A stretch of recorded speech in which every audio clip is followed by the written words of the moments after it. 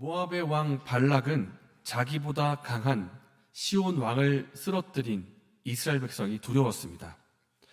시온을 무너뜨리고 곧 이어서 자기도 공격할까 생각되었기 때문입니다. 그래서 이 두려운 이스라엘 백성에게 무엇이라도 먼저 선제 공격을 하고 싶었고, 전쟁에서 싸우면 질 것 같아서 전쟁 대신에 생각한 것이 그들을 저주하는 것이었습니다.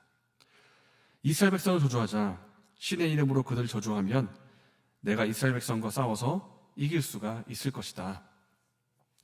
발락 왕은 생각하기를 나보다 더 강했던 이 시온 왕도 쓰러뜨린 이스라엘 백성이기 때문에 저들을 내가 저주라도 해야지 싸워서 이길 수 있을 것이라 그렇게 생각을 한 것입니다. 그래서 이 발락 왕은 이 저주하는 저주 작전을 성공시키기 위해서 할 수 있는 모든 방법을 동원하였습니다. 전문 예언가로 알려진 발람을 불러서 저주를 부탁하고, 처음에 예언자 발람이 거부를 하니까 봉급을 더 올려주겠다, 무엇이 부족하냐, 내가 당신을 매우 존귀하게 여기겠다, 이렇게 회유까지 하면서 이 저주 작전을 반드시 실행하고자 했습니다.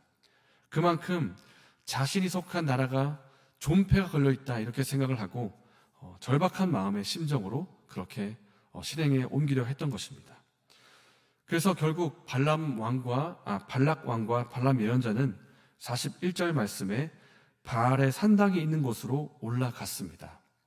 바알이라고 하면 가나안의 지역 신이라고 할 수가 있는데, 여기에 온 곳부터가 이미 발람 예언자는 하나님이 바라보시기에 올바른 예언자가 아니라는 것을 암시하고 있습니다. 그가 예언하기 위해서 쌓은 제단 역시 올바른 방법으로 보이지 않았습니다. 23절 1절 말씀에 제단 7개를 쌓고 그 위에 수송아지 7마리와 순양 7마리를 올려놓습니다. 구약의 선지자 엘리야가 제사를 드릴 때에 쌓은 단은 하나였습니다.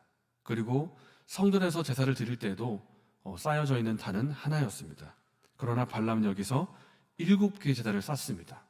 그러니까 발람이 하나님을 위해서 쌓았다고 하는 그 제단 역시 하나님께서 허용하신, 말씀하신 방법이 아니고 마치 이방인에게 제사를 드리듯이, 마치 하나님을 하나의 이방신 여기듯이 그렇게 제단을 쌓고 말씀을 듣고자 했던 것입니다. 자기만의 방식으로 제단을 쌓고 자기만의 방식으로 하나님의 음성을 듣고자 한 것입니다. 그런데 신기한 것은 제단을 이렇게 잘못된 방법으로 쌓고 제사를 드렸음에도 하나님이 발람을 만나주셨다는 사실입니다.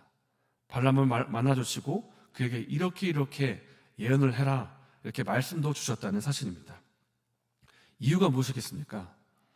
발람 때문에 만나주신 것이 아닙니다. 오히려 저주하려고 했던 이스라엘 백성 때문에 만나주시고 그에게 말씀을 주신 것입니다. 이것은 하나님이 주신 말씀의 내용에서도 나타납니다.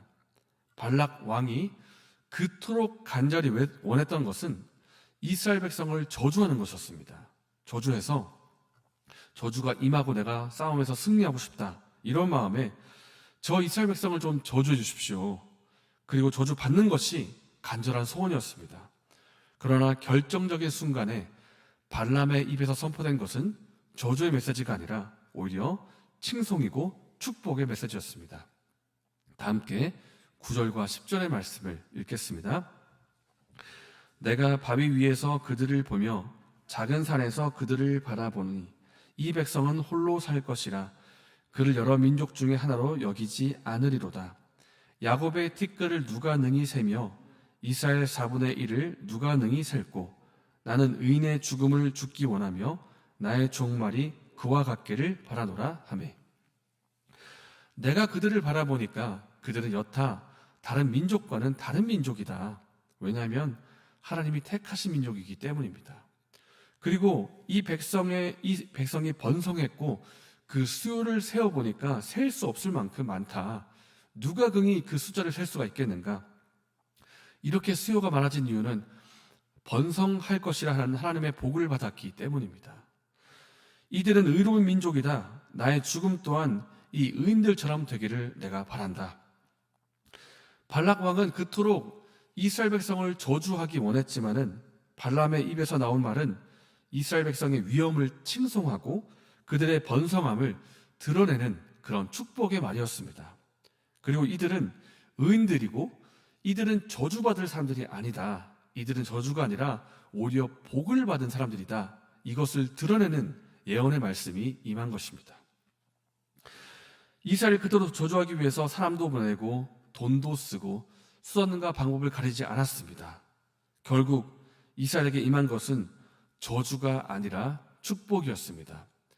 이것이 우리에게 무엇을 알려줄까요? 분명히 이스라엘을 미워하는 자가 있고 이스라엘 대적하는 자가 있고 이스라엘 저주하고자 했지만 그렇게 호시탐탐 기회를 노리고 있지만 하나님 안에 거하는 이스라엘 백성이 얼마나 그것과 상관없이 은혜를 누리고 있는지 평안을 누리고 있는지 복을 누리고 있는지를 보여주는 말씀이 바로 이 말씀입니다. 이스라엘 백성이 광야의 길을 가는 동안 건너편에 발락이라고 하는 왕이 그토록 저주하고자 했던 이 사실을 이스라엘 백성들이 알고는 있었을까요? 아마 대부분은 모르고 갔을 것입니다. 저 건너편에 대적자가 있다. 저주하려고 한다. 모르고 갔을 것입니다. 몰랐지만 그럼에도 불구하고 하나님 안에서 너무나 평안하고 은혜 가운데 가던 길을 갔다는 것입니다. 심지어 몰랐음에도 불구하고. 제가 어떤 책에서 읽었던 내용이 기억이 납니다. 우리가 살고 있는 주위에 박테리아나 미생물이나 병균이 굉장히 많습니다. 만약에 우리가 이 미생물, 작은 박테리아 눈으로 다 볼 수 있다고 한다면 우리는 아마 기겁하고 놀라서 단 하루도 제대로 살 수가 없을 것입니다. 다행인 것은 우리가 이 작은 미물들을 볼 수가 없고 볼 수가 없음에도 대부분 건강히 산다는 사실입니다. 이 내용이 제가 기억이 나는데 이것은 우리가 사는 신앙생활에도 적용이 되는 것 같습니다. 사탄이, 악한 영들이, 그리고 우리를 미워하는 악한 자들이 우리를 욕하거나 공격하거나 해하려는 그런 음모와 술수가 있을 것입니다.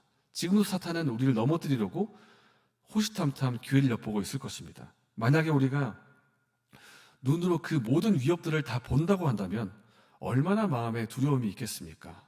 하루를 살아가는 것도 굉장히 힘들 것입니다. 사실 우리는 이 모든 위협과 공격을 볼 수 없을 뿐더러 본다고 할지라도 우리 힘으로 막아낼 수가 없습니다. 그럼에도 불구하고 우리가 하루하루를 평안하고 은혜 가운데 살 수 있는 이유가 무엇입니까?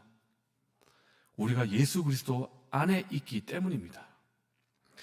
발락이 그토록 이스라엘을 저주하고 싶었지만 하나님 안에 있는 이스라엘이 오히려 평안과 복을 누렸던 것처럼 우리가 그리스도 안에 있기 때문에 다 알지 못하는 그 공격과 위협에도 불구하고 평안한 삶을 살 수 있는 것입니다. 우리가 그리스도 안에 있기 때문입니다.